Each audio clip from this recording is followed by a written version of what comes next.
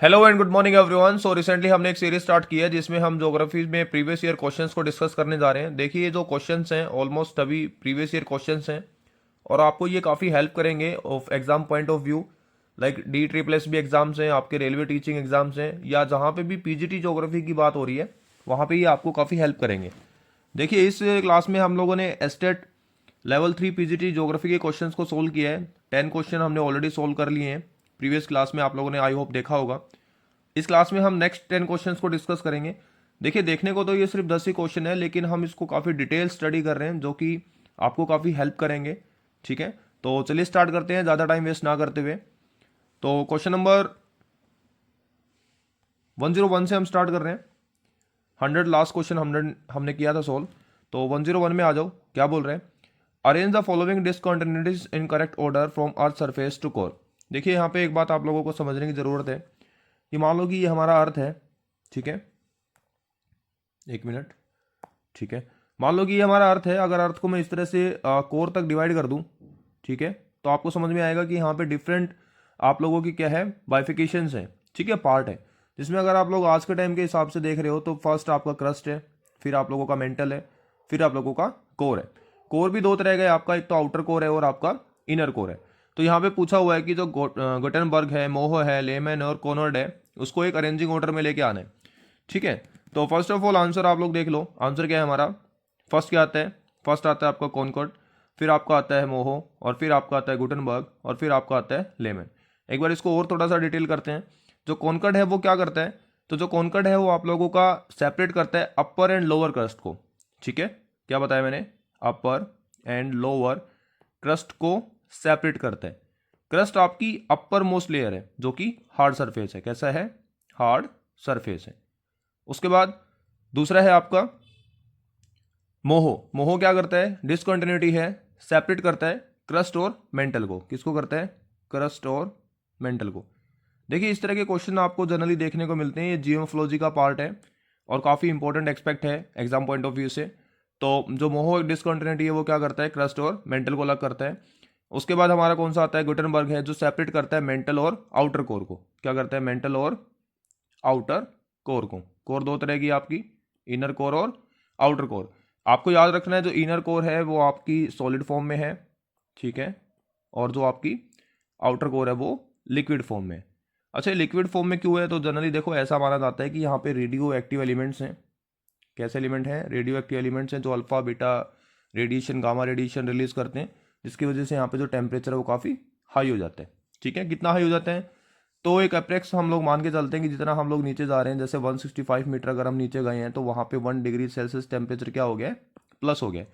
लेकिन आपको यहाँ पे ये बात भी समझनी है कि इसी रेशियो से आपका जो टेम्परेचर चेंज है वो नहीं होता है। ठीक है, ये एक आइडल सा हम लोग मान लेते हैं कि हाँ इतना, अगर 165 अगर हम लोग नीचे जा रहे हैं 165 मीटर, तो 1 डिग्री सेल्सियस टेम्परेचर हमारा बढ़ जाएगा।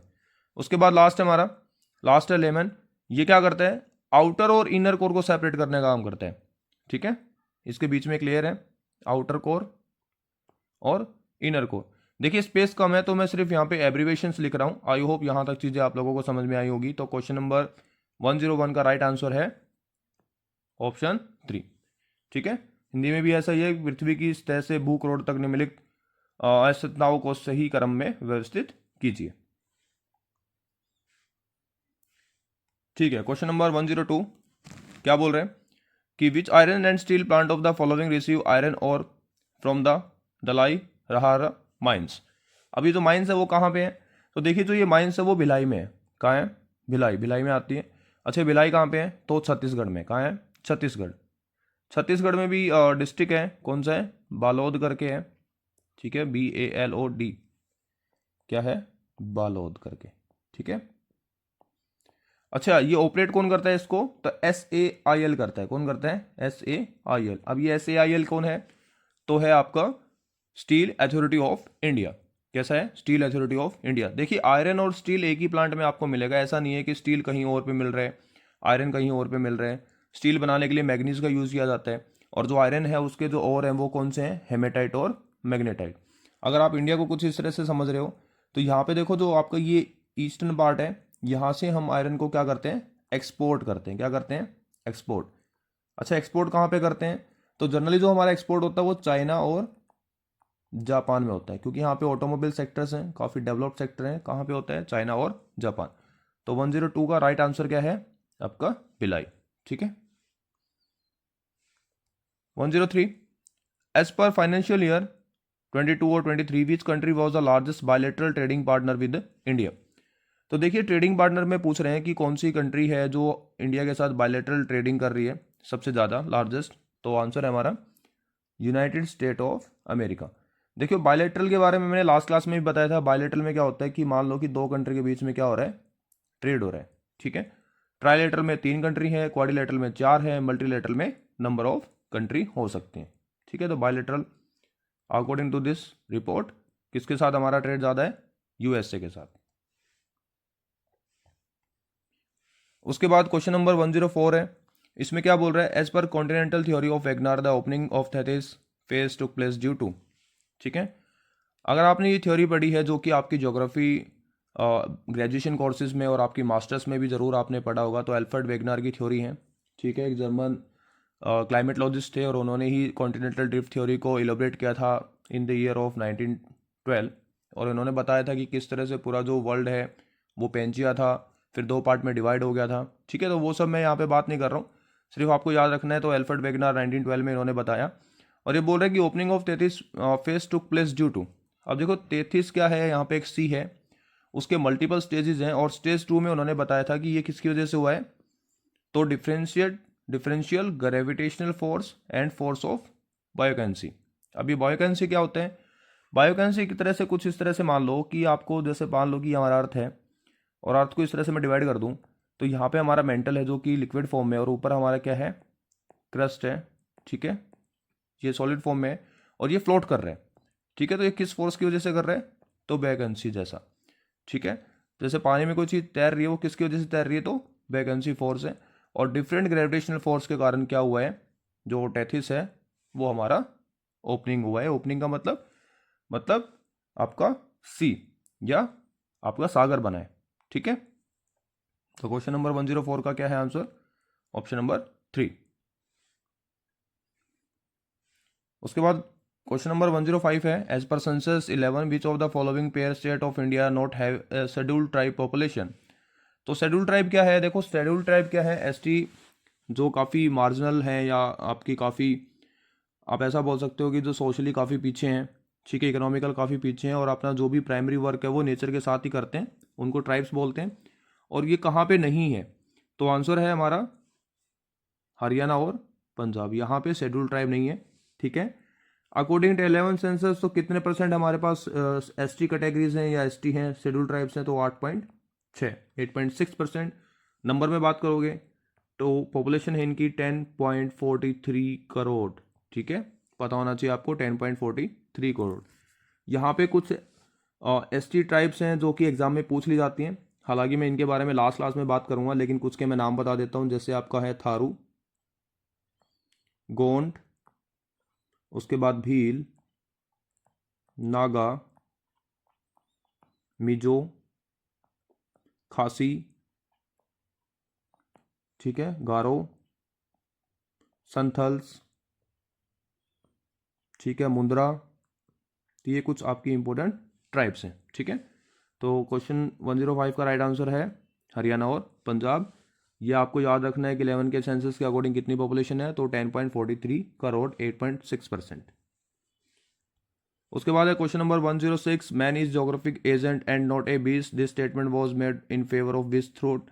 तो यहाँ पे आपको थॉट देखना है। राइट आंसर है आपका पॉसिबिलिज्म। पॉसिबिलिज्म क्या बोलता है? पॉसिबिलिज्म ये बोलता है कि जो ह्यूमन है उसके पास पावर है, पावर इन द सेंस यानी ब्रेन है, सोच सकता है, पावर है नेचर को कुछ हद तक चेंज करने की। क्या कर सकता है? नेचर को चेंज कर सकता है। ठीक है। ये थियोरी किसने दी है? तो एक जोग्राफर है, फ्रेंच जोग्राफर। कौन है? फ्रेंच। ठीक है। क्या नाम है? Paul Vidal de Blache. ठीक है।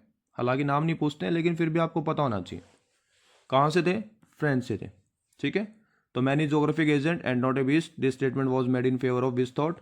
तो 106 का आंसर है पॉसिबिलिज्म। ठीक है। 107। 107 क्या बोल रहा है, विच of the following is not a correctly match shifting cultivation. तो देखिए जो शिफ्टिंग कल्टिवेशन है क्या होती है, इसको स्लैश एंड बर्न एग्रीकल्चर भी बोलते हैं। क्या बोलते हैं, स्लैश एंड बर्न एग्रीकल्चर। अच्छा, स्लैश एंड बर्न एग्रीकल्चर का मतलब क्या है, एक छोटा सा पैच लेंगे, ठीक है, जो ट्राइब्स एरिया है उसको साफ कर देंगे, वहाँ पे कुछ टाइम पे एग्रीकल्चर करेंगे, ठीक है, फिर यहाँ से मूव कर जाएंगे अनदर लैंड एरिया पे, तो इसी को बोलते हैं शिफ्टिंग कल्टिवेशन। यहाँ पे जो प्रोडक्शन है वो ज़्यादा प्रोडक्शन नहीं होता है, ठीक है, रिक्वायर्ड प्रोडक्शन ही रहता है। अच्छा, तो मैसोल भी है, ट्रेवी भी है, तमराई भी है, लेकिन ये कोमिले नहीं है। ये कोमिले कहाँ पे होते हैं, तो यहाँ पे अर्जेंटीना दे रखा है, तो अर्जेंटीना नहीं है। ये कहाँ पे किया जाता है, तो मैक्सिको किया जाता है। कहाँ पे, मैक्सिको। मैक्सिको का में कहाँ कहाँ है ये, तो सेंट्रल अमेरिका में। कहाँ है ये, सेंट्रल अमेरिका में। वैसे 107 का राइट आंसर यही है। आपसे पूछा है ना नोट, मैंने बताया कि आपको जहाँ पे नोट है वहाँ पे ज़्यादा ध्यान देने की ज़रूरत है। तो 107 का आंसर है ऑप्शन नंबर 2।